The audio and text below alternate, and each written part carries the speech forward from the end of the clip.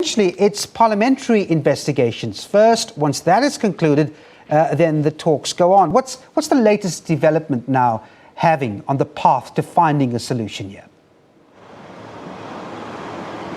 Good afternoon, Devin. Well, yet another chapter in MTN trying to resolve the fine that was levied to them back in October of 2015. We are now at the point where the House of Representatives here in Abuja, that sits in the Federal Capital Territory, is previewing this fine in closed-door meetings. Now, MTN had hoped to proceed with the talks with the Nigerian government, but those talks will be held off for now, according to the communications minister, based on the fact that the House of Representatives have now decided to launch a probe of their own, based on the fact that the MTN CEO was invited to speak by the parliament, of which he respectfully declined, after which the House of Representatives felt that it is the jurisdiction of their, of their body to be able to see what the outcome of this fine is. MTN had hoped that the fine would be reduced from 3.9 billion to 1.5 billion. That is the offer that they have tabled and settled outside of court. But of course, these developments continue from day to day. Devin. How does that parliamentary probe affect the talks that could sort of, get initiated again once it's over? Does it have an effect or not?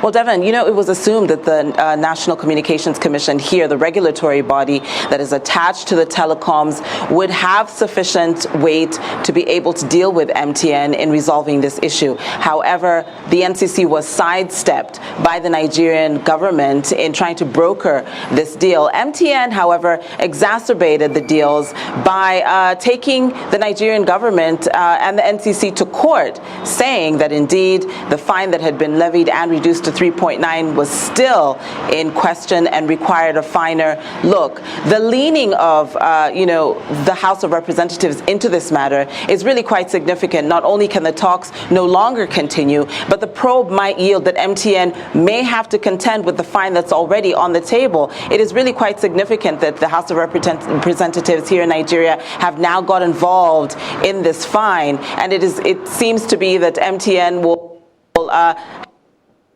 or exercise a little bit more patience in coming to a final term based on the decision that the House of Representatives will eventually put forward. Devin. And then finally, Sophia, I see MTN has cut millions of subscribers according to its latest update, as it moves with caution over any potential regulatory hurdle. Of course, this affects its customer base, doesn't it?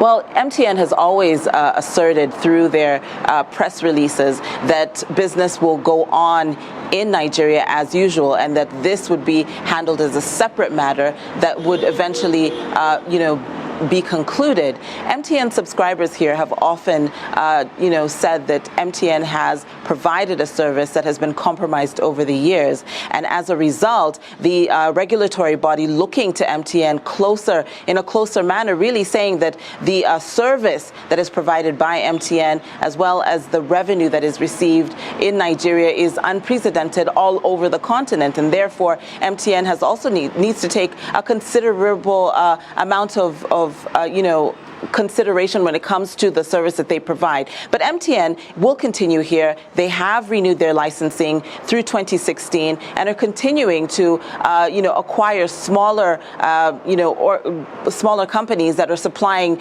a different source of service here, especially in the area of data. So, of course, MTN consistently says that they are continuing to do business with Nigeria and will eventually overcome this hurdle. Devin.